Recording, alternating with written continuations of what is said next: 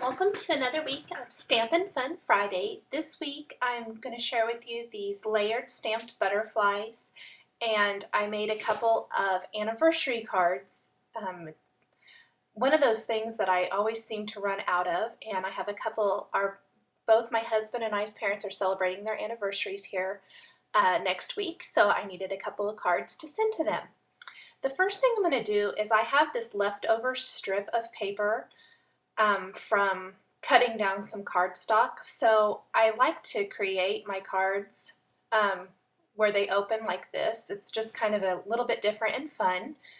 And I'm going to take a new embossing folder from Quick Cuts, and I am in love with these designs. They are really great. I am very excited to have some new embossing folders to play with.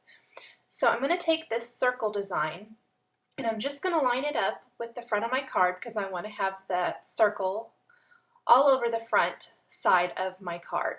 And I am going to go ahead and use my Cuttlebug to emboss these. I have found that they do emboss them really well. The thing I like to put another piece of cardstock underneath the embossing folder just to give it a little extra thickness. It makes the embossed image just that much better. I found it didn't emboss it quite as good as I wanted it, and that can happen with any embossing folder. So you can see I'm just adding a piece of craft cardstock right underneath my embossing folder, and then I'll sandwich it all together and run it through my machine to get that really nice embossed image. And I didn't have it turned the right way for me to crank the handle there, so I turned it around. And then I'll just pop it out there, and you can see that really cute circle design on the front of my card. I'm going to just really quickly take a corner rounder and round the corners of my card. Kind of just gives it a little bit maybe softer effect or something. I just really like the rounded corners. And now I'm going to just go ahead and die cut a few more things, and I'm using my Cuttlebug, but not any Cuttlebug dies. I'm using a Sizzix die for Stampin' Up, a label die cut with some text paper I found in my scrap file. I'm pretty sure it's 7 Gypsies, and I've had it forever. I just wanted a text background, and I looked through my scrap file and found this and thought it would work great. So I just cut that out, and now I'm going to use another Sizzix die for Stampin' Up, and it's the butterflies. And I'm just taking some pink cardstock, and I'm using All American Crafts cardstock for my card today. And I'm just going, I folded it over a little bit because the butterflies, a couple of the designs, they're bigger, and you have to fold your paper to get the full design. So you'll see here when I take the die cuts out of the machine, I'm going to use one of the bigger butterfly dies. So I'm going to just pop those out there, and I'll have a couple extra, but I unfolded the big one there. You can see the crease in the center. So I'm going to use those 2 butterflies. And I'm going to go ahead and stamp my greeting, and I'm going to use the Stamp-A-Majig again. I just can't stamp with wood-mounted stamps unless I use it, because I do not stamp straight. And I'm just going to take a little bit darker ink there so that I can see it, and I stamped it in red on my clear plastic sheet that comes with the Stamp-A-Majig, my placement sheet. And I'm going to clean my stamp really good to get that ink off, because I'm going to be using some Versamark ink so that I can emboss my greeting. So I lined that up, and then I'm going to stamp the congratulations on my green cardstock strip. And then I'm going to sprinkle on some American Crafts Zing Mustard Embossing Powder. That mustard color is my favorite right now. I'm really loving the yellow. Nah, I thought I better use a different sheet of paper. Didn't want to mess up my work surface. Just going to sprinkle that on and put the extra back in the jar. And then I want to stamp the rest of the greeting, and I'm going to use the Stamp-A-Majig again. Zoom in a little so you can see it a little bit better. And I wanted it to be embossed in a different color. So I'm going to do the same thing as I did before and stamp it first in a darker color so I can see it.